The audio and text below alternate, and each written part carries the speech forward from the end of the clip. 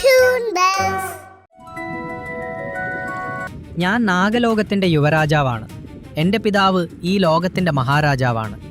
നിങ്ങൾ വെറുമൊരു അതിഥി മാത്രമാണ്. അതിഥികൾ ഇങ്ങനെയല്ല സംസാരിക്കേണ്ടത്. നാഗവർദ്ധന, നീ ഇനി മുതൽ ഭൂലോകത്ത് വസിക്കും. ഒരു ശുദ്ധാത്മാവ് നിന്റെ ഉള്ളിലെ മനുഷ്യനെ സ്നേഹിക്കുന്നതുവരെ, അവൾ നിന്നെ അംഗീകരിക്കുന്നതുവരെ, അവളുടെ കണ്ണുനീർ തുള്ളി നിന്നെ സ്പർശിക്കുന്നതുവരെ നീ നാഗരൂപത്തിൽ ഒറ്റയ്ക്ക് കഴിയണം. അതുവരെ നാഗലോകത്തു നിനക്ക് സ്ഥാനമില്ല.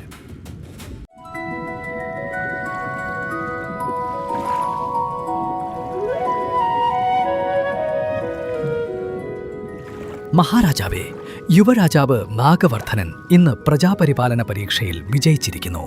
100 നാഗപണ്ഡിതന്മാർ അദ്ദേഹത്തെ പരീക്ഷിച്ചു. അദ്ദേഹം എല്ലാവരിലും ഒന്നാമനായി. ജയ ജയ നാഗവർദ്ധൻ മഹാരാജ്!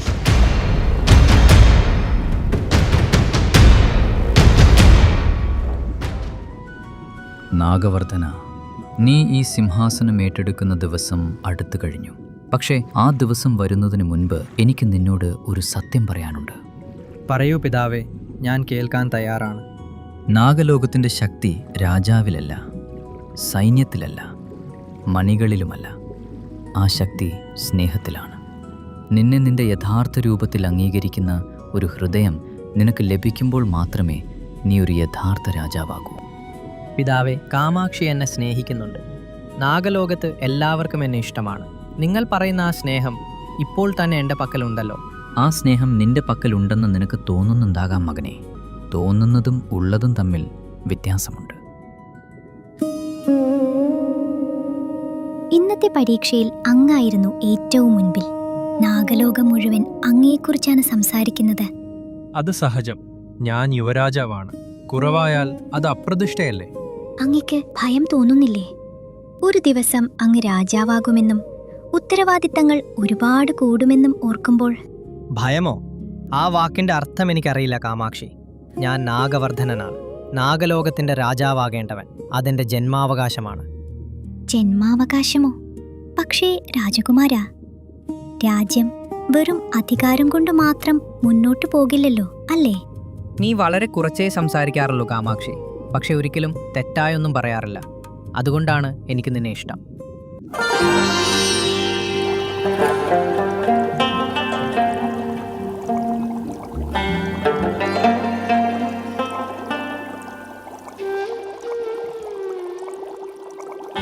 യുവരാജാവേ, ഇന്ന് അങ്ങയുടെ യുദ്ധകലാ അഭ്യാസമുള്ള ദിവസമല്ലേ? ഇവിടെ എന്ത് ചെയ്യുകയാണ്? ഗുരുദേവ, ഈ പുരാതന ഗ്രന്ഥത്തിൽ ഭൂലോകത്തെക്കുറിച്ച് ഒരുപാട് എഴുതിയിട്ടുണ്ട്. അവർക്ക് നമ്മളെക്കുറിച്ച് അറിവുണ്ടോ? ചിലർക്കറിയാം. നദികളിലും തടാകങ്ങളിലും മലകളിലും നാഗങ്ങൾ വസിക്കുന്നുണ്ടെന്ന് അവർ വിശ്വസിക്കുന്നു. ചിലർ പൂജിക്കുന്നു, ചിലർ ഭയപ്പെടുന്നു. അവർ നമ്മളെ ആരാധിക്കുന്നു, പക്ഷേ നമ്മളെ അവർക്ക് കാണാൻ കഴിയില്ല. ഇതൊരു നീതിയാണോ ഗുരുദേവ? 2 ലോകങ്ങൾക്കിടയിൽ ഒരു അതിർത്തി ഉണ്ടാകേണ്ടത് അത്യാവശ്യമാണ് യുവരാജാവേ. അതാണ് നിയമം, മഹാരാജാവുണ്ടാക്കിയ നിയമം. പക്ഷെ ഞാൻ രാജാവാകുമ്പോൾ ഈ നിയമം ഞാൻ മാറ്റിയെഴുതും. നിയമങ്ങൾ വെറുതെ ഉണ്ടാക്കുന്നതല്ല യുവരാജാവേ, ജാഗ്രത പാലിക്കണം.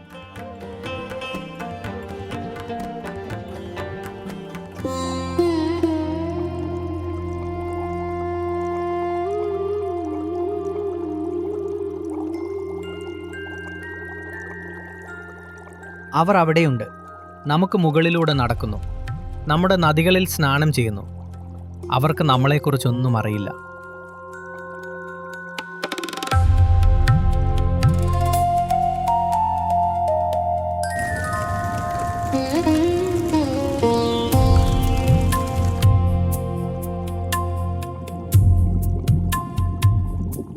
യുവരാജാവേ, ഈ ക്ഷേത്രത്തിൽ ആരോ ഉണ്ട്. അങ്ങ് ഉള്ളിലേക്ക് പോകരുത്. ഞാനൊന്ന് പോകട്ടെ, നീ പുറത്തു തന്നെ നിൽക്കൂ.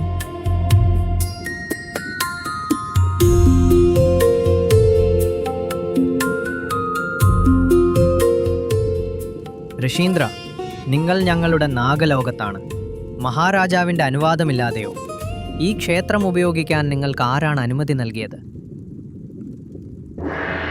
രാജകുമാര, സംസാരിക്കുന്നതിന് മുൻപ് അനുവാദം ചോദിക്കണമെന്ന് നീ പഠിച്ചിട്ടില്ലേ? ഇത് ഞങ്ങളുടെ നാഗലോകമാണ്. ഇവിടെ എൻ്റെ പിതാവാണ് രാജാവ്. ഞാൻ വരാനിരിക്കുന്ന രാജാവും. അനുവാദം ചോദിക്കേണ്ടത് നിങ്ങളാണ്, ഞങ്ങളല്ല. ശക്തനായ വ്യക്തി എപ്പോഴും അധികാരത്തിൻ്റെ ഭാഷ സംസാരിക്കും. പക്ഷേ ബലഹീനനായ വ്യക്തി മാത്രമേ മര്യാദ പഠിക്കൂ. നിന്റെ പക്കൽ ശക്തിയുണ്ട്, പക്ഷേ മര്യാദയില്ല. പറയൂ, നിങ്ങൾ എന്തിനാണ് ഇവിടെ വന്നത്?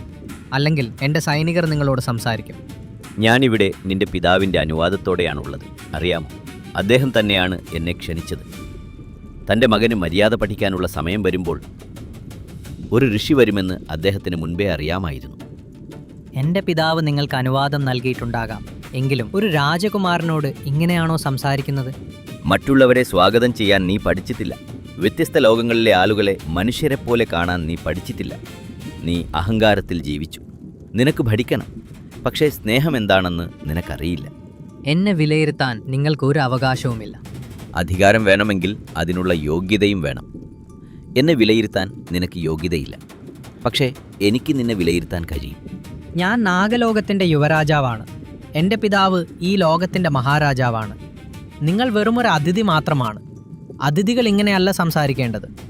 യുവരാജാവ് എന്ന പദവി നിനക്ക് ജനനാലെ ലഭിച്ചതാണ്. അത് നിന്റെ മഹത്വമല്ല, നിന്റെ പിതാവിൻ്റെ മഹത്വമാണ്. പ്രജാപരിപാലന പരീക്ഷയിൽ ഞാൻ ഒന്നാമനായാണ് വിജയിച്ചത്. നാഗലോകത്ത് എല്ലാവരും എന്നെ ബഹുമാനിക്കുന്നു. എൻ്റെ അറിവിലോ ശക്തിയിലോ ആർക്കും സംശയമില്ല. ആളുകൾ നിന്നെ ബഹുമാനിക്കുന്നു, സ്നേഹിക്കുന്നില്ല. നീ ആ വ്യത്യാസം അറിയുന്നുണ്ടോ? കാമാക്ഷി എന്നെ സ്നേഹിക്കുന്നു. അവൾ നിന്നെ സ്നേഹിക്കുന്നുണ്ടോ? അതോ നിന്റെ പദവിയെയോ? നാളെ നീ രാജാവല്ലാതായാൽ, ഒരു പാമ്പായി മാറി ഏതെങ്കിലും നദിയിൽ ഒറ്റയ്ക്ക് കഴിഞ്ഞാൽ, അപ്പോഴും അവൾ നിന്റെ കൂടെയുണ്ടാകുമോ? നിനക്കറിയില്ല. അതാണ് നിന്റെ പ്രശ്നം. നിന്റെ പിതാവിൻ്റെ തണലില്ലാതെ നീ ഒരിക്കലും മുന്നോട്ട് പോയിട്ടില്ല.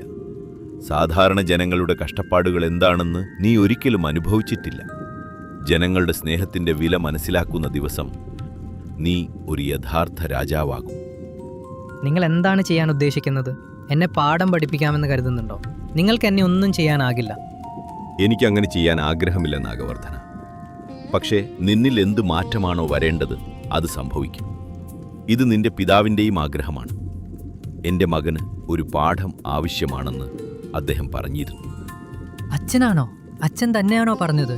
സ്നേഹിക്കുന്ന പിതാവ് ചിലപ്പോൾ കഠിനമായി പെരുമാറും. നിനക്കത് ഇതുവരെ മനസ്സിലായിട്ടില്ല. എനിക്ക് നിങ്ങളുടെ ഉപദേശം ആവശ്യമില്ല. ഞാൻ ഇതുവരെ ഒരു തെറ്റും ചെയ്തിട്ടില്ല. എൻ്റെ രാജ്യത്ത് ഞാൻ തന്നെയാണ് രാജാവ്. എൻ്റെ തീരുമാനമാണ് അവസാന തീരുമാനം. നാഗവർദ്ധന, നീ ഇനി മുതൽ ഭൂലോകത്ത് വസിക്കും. ഒരു ശുദ്ധാത്മാവ് നിന്റെ ഉള്ളിലെ മനുഷ്യനെ സ്നേഹിക്കുന്നതുവരെ, അവൾ നിന്നെ അംഗീകരിക്കുന്നതുവരെ, അവളുടെ കണ്ണുനീർ തുള്ളി നിന്നെ സ്പർശിക്കുന്നതുവരെ നീ നാഗരൂപത്തിൽ ഒറ്റയ്ക്ക് കഴിയണം. അതുവരെ നാഗലോകത്തു നിനക്ക് സ്ഥാനമില്ല. വേണ്ട, ഇത് അന്യായം. ഞാൻ എന്ത് തെറ്റ് ചെയ്തു? കുറച്ചൊന്ന് ഗർവത്തിൽ പറഞ്ഞുപോയി. അതിന് ഇത്ര വലിയ ശിക്ഷയോ? അഭിമാനത്തോടെ സംസാരിക്കുന്നത് പാപമല്ല നാഗവർദ്ധന. പക്ഷേ ആ അഭിമാനം കാരണം മറ്റൊരാളുടെ ദുഃഖം കാണാൻ കഴിയാത്തത്, അതാണ് പാപം. നിനക്കൊരിക്കൽ പോലും മറ്റൊരാളുടെ വേദന തോന്നിയിട്ടില്ല. രാജാവാകാൻ അതറിയേണ്ടത് അത്യാവശ്യമാണ്. ഋഷീന്ദ്ര, എന്നോട് ക്ഷമിക്കണം. ഞാൻ പറഞ്ഞത് തെറ്റാണ്. എനിക്ക് കാര്യങ്ങൾ മനസ്സിലായി. ഇനി മറ്റു മാർഗങ്ങളൊന്നുമില്ലേ? ഇപ്പോൾ വിനയം വന്നിട്ടുണ്ട്, പക്ഷേ അത് ഭയം കാരണമാണ്. എനിക്കത് വേണ്ട. ഭയമില്ലാതെ, പദവിയില്ലാതെ എല്ലാം നഷ്ടപ്പെടുമ്പോൾ ഉണ്ടാകുന്ന യഥാർത്ഥ വിനയം നീ പഠിക്കൂ നാഗവർദ്ധന. എന്നിട്ട് തിരികെ വരും.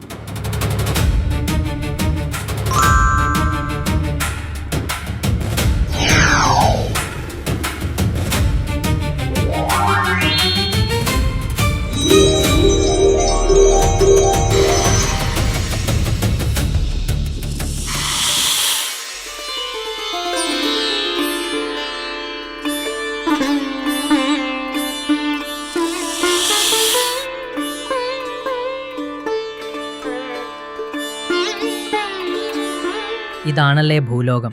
ഇവിടെ ഞാൻ വെറുമൊരു പാമ്പാണ്. ഇവിടുള്ളവർക്ക് എൻ്റെ പേരറിയില്ല. എൻ്റെ നാഗലോകത്തെക്കുറിച്ച് അറിയില്ല. ഞാനൊരു രാജകുമാരനാണെന്ന് അവർക്കറിയില്ല.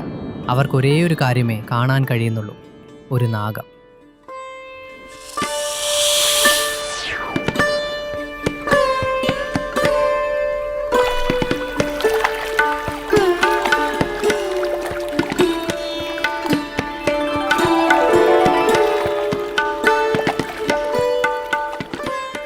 യുവരാജാവേ, യുവരാജാവിനെ എങ്ങും കാണുന്നില്ല.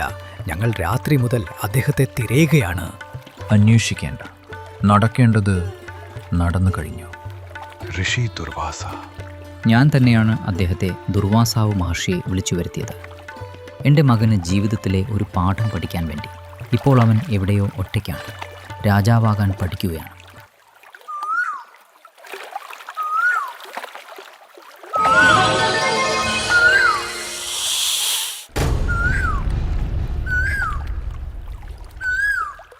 അവരെന്നെ കണ്ട് ഭയപ്പെടുകയാണ്. ഞാൻ അവർക്കൊരു ദോഷവും വരുത്തിയിട്ടില്ലാഞ്ഞിട്ട് പോലും.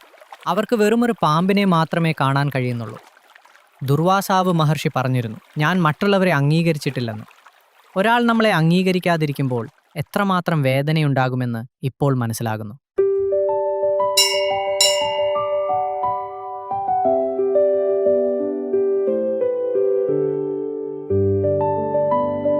നാഗലിംഗേശ, എന്റെ മകൻ മാരകമായ രോഗത്തിലാണ്. വൈദ്യന്മാർക്കും ഒന്നും ചെയ്യാൻ കഴിയുന്നില്ല. ഇനി നീ തന്നെ ശരണം. നീ തന്നെ ഇവനെ രക്ഷിക്കണം.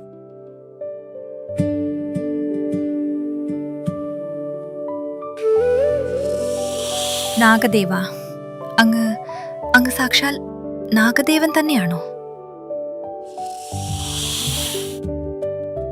എൻ്റെ മകൻ രക്ഷപ്പെടുമോ? അവൾ എന്നെ കണ്ട് ഓടിപ്പോയില്ല. എന്നെ ദൈവമായി കരുതി അവൾ പൂജിച്ചു. എനിക്കിപ്പോൾ മനസ്സിലായി, മനുഷ്യന് മനുഷ്യനെ വേണം, പാമ്പിന് പാമ്പിനെ. പക്ഷേ ഒരാൾ ഒറ്റപ്പെടുമ്പോൾ എല്ലാവർക്കും ഒരു കൂട്ടാവശ്യമാണ്.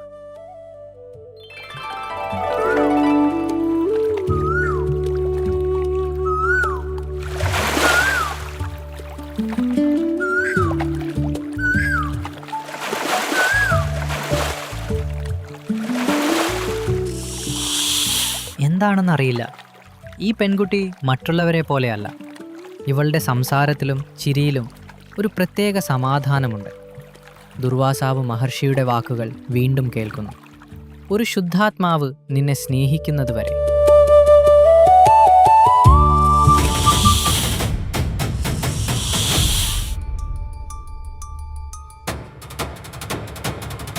അനാമിക, ഓടിക്കോ, അതൊരു നാഗമാണ്.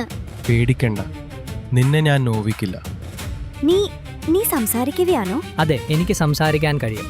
എനിക്ക് നിന്റെ ഒരു വാക്ക് വേണം. നീ എന്നെ വിവാഹം കഴിച്ച് എൻ്റെ നാഗലോകത്തിൻ്റെ മഹാറാണിയായി വരണം. നീ സമ്മതിച്ചാൽ മാത്രമേ ഞാനിവിടെ നിന്ന് മാറുകയുള്ളൂ.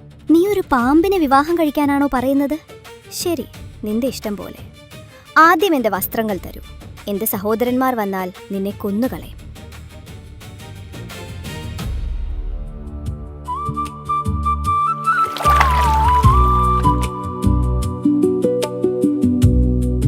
എല്ലാവരും എന്നെ കണ്ട് ഓടിപ്പോകുന്നു. പക്ഷേ ഇവൾ ഒരു പാമ്പിന് വാക്ക് നൽകിയിരിക്കുന്നു.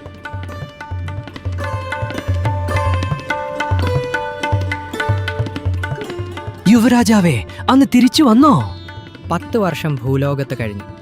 ഓരോ ദിവസവും പുതിയ പാഠങ്ങളായിരുന്നു. അവരെന്നെ കണ്ട് ഓടിപ്പോകുമായിരുന്നു.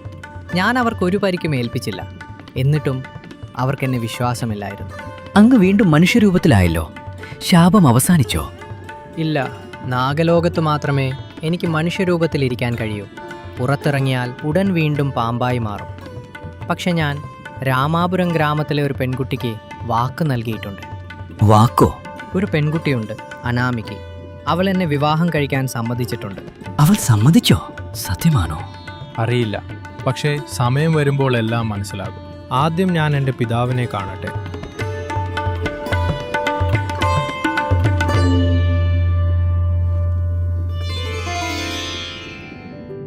പിതാവേ, ഞാൻ അഹങ്കാരത്തോടെ പെരുമാറി. ദുർവാസാവ് മഹർഷിയോട് അങ്ങനെ സംസാരിക്കാൻ പാടില്ലായിരുന്നു. അദ്ദേഹം വന്നതിനു പിന്നിൽ അങ്ങായിരുന്നോ? എനിക്ക് പഠിപ്പിക്കാൻ കഴിയാത്ത പാഠം ഒരു ഗുരു പഠിപ്പിക്കുമെന്ന് എനിക്ക് ഉറപ്പായിരുന്നു. ഞാൻ ചെയ്തത് തെറ്റാണോ? ഇല്ല. 10 വർഷം ഭൂലോകത്ത് കഴിഞ്ഞു. ഓരോ ദിവസവും ഓരോന്ന് പഠിച്ചു. ആളുകൾ എന്നെ കണ്ട് ഭയന്നു. ഞാൻ അവർക്ക് ദോഷം ചെയ്തില്ലെങ്കിലും അവർക്ക് വിശ്വാസം വന്നില്ല. ഒരു വൃദ്ധ എന്നെ ദൈവമായി കണ്ട് പൂജിച്ചു.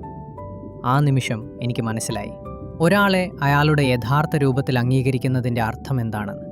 ഇപ്പോൾ മനസ്സിലായോ സ്നേഹം എന്താണെന്ന്? കുറച്ചൊക്കെ. ഇനിയും ഒരുപാട് പഠിക്കാനുണ്ട്. അതുകൊണ്ടാണ് ഞാൻ രാമാപുരത്തെ ഒരു പെൺകുട്ടിക്ക് വാക്ക് നൽകിയത്. അവൾ സമ്മതിച്ചോ? സമ്മതിപ്പിച്ചു. അവൾ എന്നെ കണ്ട് പേടിച്ച് ഓടിയില്ല. പകരം അവിടെ തന്നെ നിന്നു. അത് തന്നെ ധാരാളം.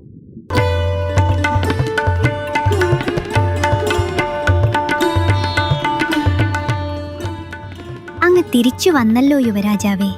10 വർഷം ഞാൻ കാത്തിരിക്കുകയായിരുന്നു. കാമാക്ഷി, അങ്ങ് ഏതോ പെൺകുട്ടിക്ക് വാക്ക് നൽകിയെന്ന് കേട്ടു. അവൾ അങ്ങേക്ക് അനുയോജ്യയാണോ? അറിയില്ല. പക്ഷെ ദുർവാസാവ് മഹർഷി പറഞ്ഞിരുന്നു, ശാപം അവളിലൂടെ മാത്രമേ അവസാനിക്കൂ എന്ന്. എങ്കിൽ അങ്ങനെ തന്നെ നടക്കട്ടെ. അങ്ങ് നാഗലോകത്തിന്റെ രാജാവാകുന്നതാണ് ഏറ്റവും പ്രധാനം. പോകൂ, അങ്ങയുടെ ശാപം മാറാൻ ഞാൻ പ്രാർത്ഥിക്കാം.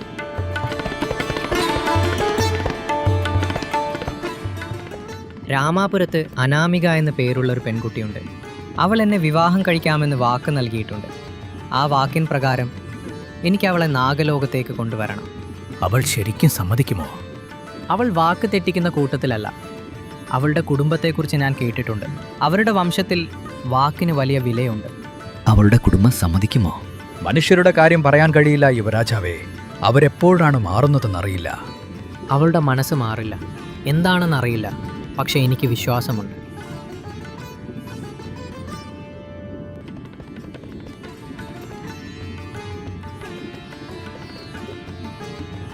അനാമിക, ഞാൻ നിന്നെ ചതിച്ചു.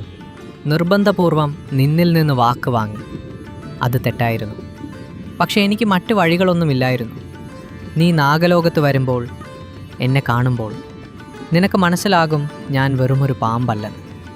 അതിനുശേഷം എന്ത് വേണമെന്ന് ഞാൻ തീരുമാനിക്കില്ല. ആ തീരുമാനം നിൻ്റേതായിരിക്കും. അതാണ് നീതി.